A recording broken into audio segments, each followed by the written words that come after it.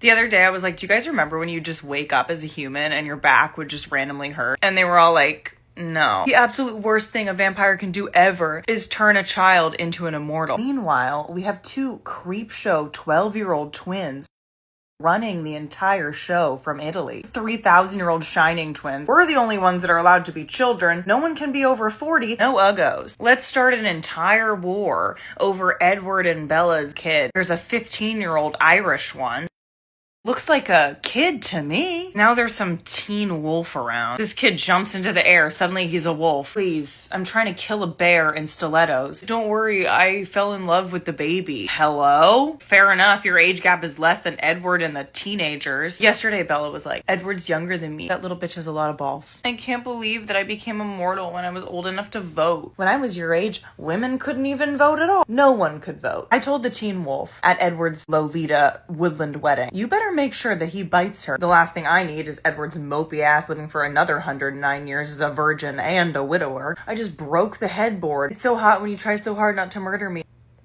If anyone let this girl cook a little longer, one day she'd grow up and look back and say, remember that time I dated that weirdo who said my blood was like my personal brand of heroin? Her friends would laugh and laugh, but no. My brother fell in love with a human, became besties with a teen wolf, who then fell in love with their kid. Renar Zamara was inside of Bella the whole time. Let me die.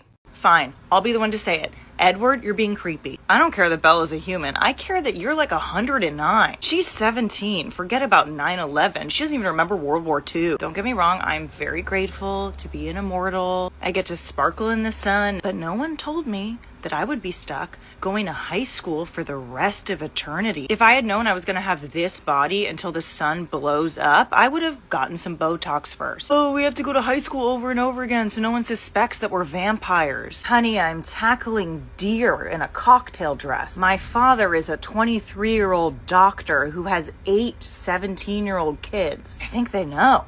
Before we got to Forks, Washington, I was like, guys, I'm the oldest here. I'm 10 years older than Daddy Carlisle. Why can't I just be like the town drunk? Even better, what if I just don't have to be anyone and we just isolate because we're all millionaires, build a mansion in the Bermuda Triangle, we can't die. But Edward is in a love triangle with a 17-year-old human and a werewolf. Grow up.